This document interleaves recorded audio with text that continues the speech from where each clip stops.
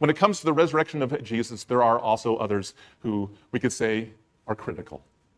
They're just critical. Would you flip from Matthew chapter 28 to Luke chapter 24? Luke chapter 24.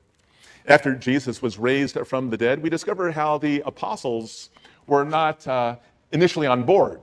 Even though they were followers of Christ, they initially were critical.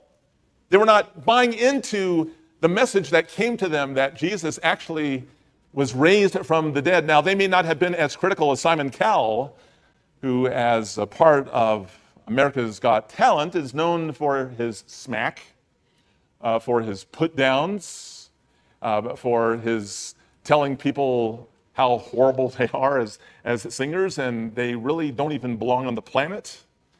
They maybe were not as critical as Simon Cowell, but these were individuals who we could say were, in fact, skeptical. That's how we're using the word critical here. They were doubting. They were not on board yet. I'd like you to notice with me how skeptical they were when they first heard about the resurrection of Jesus. Notice verses 10 and 11. It says, now they were Mary Magdalene and Joanna and Mary, the mother of James. Also the other women with them were telling these things to the apostles. But these words appeared to them as nonsense, and they would not believe. Because the apostles thought that these two Marys came along with nonsensical information that just didn't have any rhyme or reason to it, they were critical.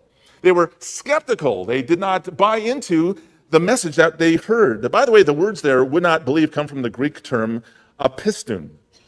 And the understanding of the grammar there is that there was this ongoing, constant state of unbelief. It wasn't that they were vacillating. They just had this resolute attitude of, no, we're not with you. We don't buy into this. They, in fact, were unbelievers in the resurrection of Christ at this point.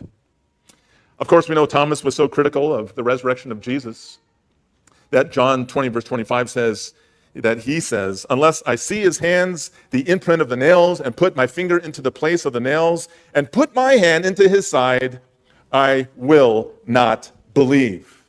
Now look, if you make the same demand that Thomas made, you will pay for it dearly.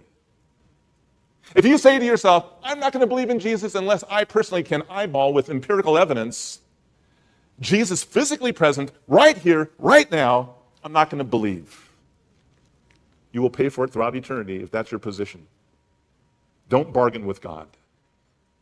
Don't delay. You come to Christ right away, right now, today.